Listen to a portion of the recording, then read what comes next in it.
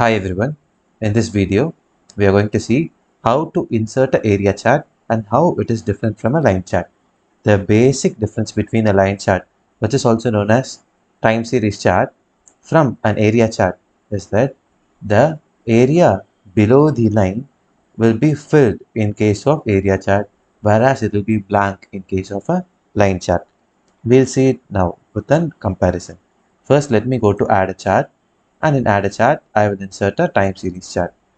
So I shall insert this, and let me have my dimension as order date, but I want it to be an year quarter, so that every year, each quarter, what is the total sales, I can get it.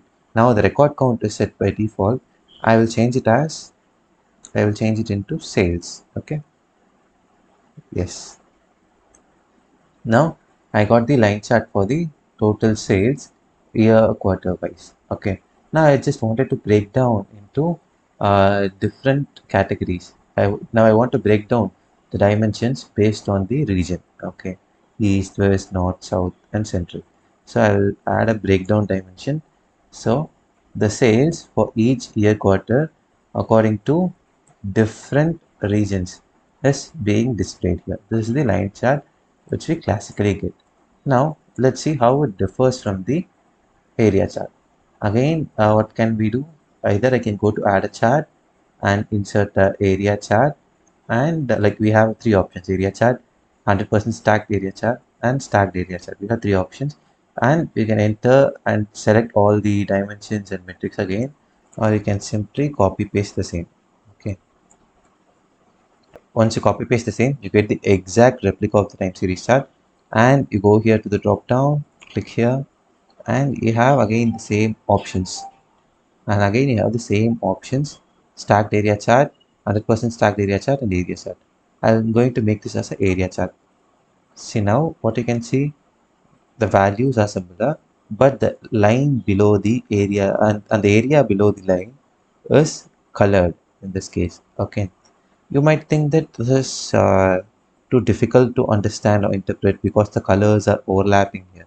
In such case, what I can do, I can simply stack it one over the other. So once I choose this area chart to be a stacked area chart, everything like gets stacked one over the other, so that a clear distinction is obtained. See here, you can see 800k to be the maximum value, whereas say 1.5 million is the maximum value, because here we have stacked things one over the other, and hence the total value has increased. Okay, so if I want the total sales of quarter 4 of 2018, then this shows me like in each region what is the total sales. If suppose I think that this is a bit complex and I want much more simplified, easily understandable version, what can I do? So I can make it as a 100% stacked area chart. So once I do it, see, now it is very visually appealing. So compared to the previous versions, this is much more better. And now if I want to say the sales of quarter 4, I can see the total sales is for 1,31,000. Out of its 41% is for East, which is the blue color. And then North is 14%, West is 17%, Central is 16%, and South is 9%.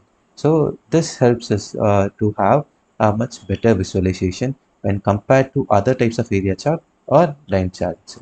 Okay, so you can have the various styling options. You can change the colors, all the styling options which we were discussing in the previous visuals, like for a column chart or a bar chart.